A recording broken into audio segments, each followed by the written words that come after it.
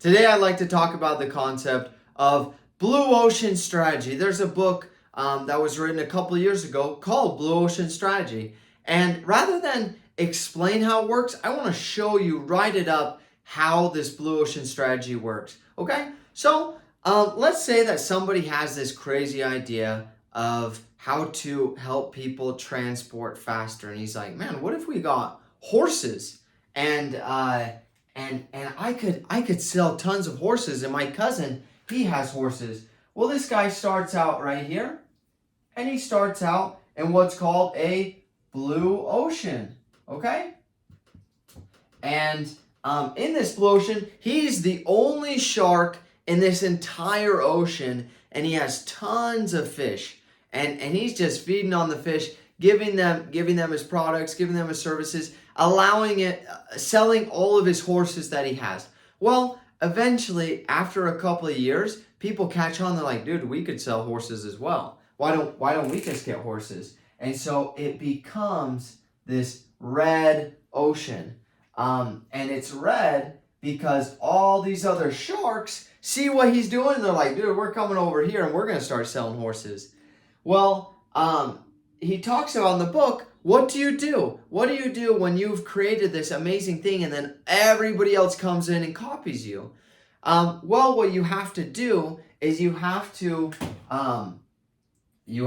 come over here and create another blue ocean. So let's say that instead of selling horses, you're like, dude, not that many people can ride horses. Like, you have to be fit. What about for like a bigger population? What if we came out with this car called a Model T? And I'm Henry Ford, and this car can go to way more people. It can go to 50% of people because over here, only so many people could ride a horse. However, anybody can drive a car. So let me create this blue ocean. Nobody's creating cars. And he comes over here and he's super successful because he's the only one in the market. Well, a couple of years down the road, these guys are like, oh man, look at this. We got to come over here as well. And we need to come over and get some of this action as well. And they bloody up the waters again. Well, this guy does the same thing, and he's like, man, I need to create something different, something new, something to a different market. What could that be? Maybe tons of people are complaining how they don't have room in their Model Ts. They want more trunk room. They want more space. What if I came over here and created a truck? So over here, this is a horse. This is a car, and then this is a truck right here. And that's to a different market. It's going to be people that are more in the country, that are more hauling things, but there are a lot of people that want to buy trucks. Well, again, after a couple of years, these people come over here and they start to bloody up the waters, and that's the history of markets. This is exactly how it works. Somebody creates something, other people jump in to bloody up the waters from other opportunities, and you have to keep on going. You have to keep on innovating. You have to keep on creating another blue ocean, and then another blue ocean, and another blue ocean. The benefit, you might be like, dude, that sounds like a lot of work. I have to keep on recreating my products, recreating my services.